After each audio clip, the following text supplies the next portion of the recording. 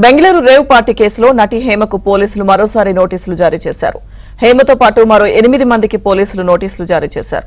June 1న విచారణకు హాజరు కావాలంటూ బెంగళూరు సీసీబీ పోలీసులు నోటీసులు జారీ చేయడం జరిగింది. అయితే ఈ నెల 27న విచారణకు రావాల్సిందిగా పోలీసులు నోటీసులు జారీ చేసినప్పటికీ హేమ విచారణకు హాజరు కాకపోవడంతో మరోసారి నోటీసులు జారీ చేశారు పోలీసులు.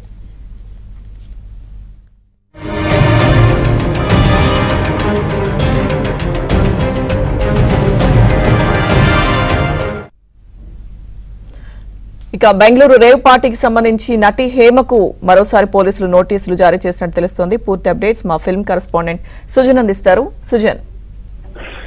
లక్ష్మీ దుర్గా, ఈ నెల 27వ తారీఖున సీసీబీ పోలీసులు నటి హేమకు విచారణకు రావాలంటూ కూడా నోటీసులు జారీ చేశారు. అయితే దీని మీద ఫస్ట్ నుంచి కూడా హేమ హాజరవుతారా లేదా అని చెప్పి అనుమానాలు చాలా మందికి వ్యక్తం అవుతూ వచ్చి అనుకున్నట్టుగానే తాను వైరల్ ఫీవర్ వల్ల బాధపడుతున్నాను కాబట్టి ప్రస్తుతానికి హాజరు కాలేను అని చెప్పేసి పోలీసులకు ఒక లేఖ రాసినట్టుగా కూడా సమాచారం వచ్చింది. అయితే దీన్ని అప్పుడే వెంటనే ఖండించిన పోలీసులు మరొకసారి విచారణకు రావాలని నోటీసులు ఇస్తామని చెప్పేసి అప్పుడే చెప్పడం జరిగింది. అందుకు తగ్గట్టుగానే ఈ జూన్ 1వ తారీఖున మరొకసారి విచారణకు ఎట్టి పరిస్థితిలో హాజరు కావాలంటే దాంతో పాటు 8 మందికి మరొకసారి నోటీసులు అయితే వాళ్ళు జారీ చేయడం జరిగింది. ఈ కేసుకు సంబంధించి వీళ్లను విచారణ చేస్తే తదుపరి ఫర్దర్ గా ఈ కేసు అసలైన ఎవరైతే ఆర్గనైజర్స్ ఉన్నారో ఎవరున్నారు ఏంటి, ఈ డ్రగ్స్ వీళ్ళకి ఎలా వచ్చాయనే దాని మీద పూర్తి స్థాయి విచారణ చేసేందుకు తొలిసారి ముందు వీళ్ళని విచారణ చేస్తే పూర్తి క్లారిటీ వచ్చే అవకాశం ఉంది. కాబట్టి దీన్ని సీరియస్ గా తీసుకున్న పోలీసులు వైరల్ ఫీవర్ ఉన్నప్పటికీ కూడా ఒక 4 రోజులు సమయం ఇచ్చి మరొకసారి విచారణకు ఎట్టి పరిస్థితుల్లో హాజరు కావాలని చెప్పేసి ఈసారి మరొకసారి నోటీసులు ఇవ్వడం జరిగింది.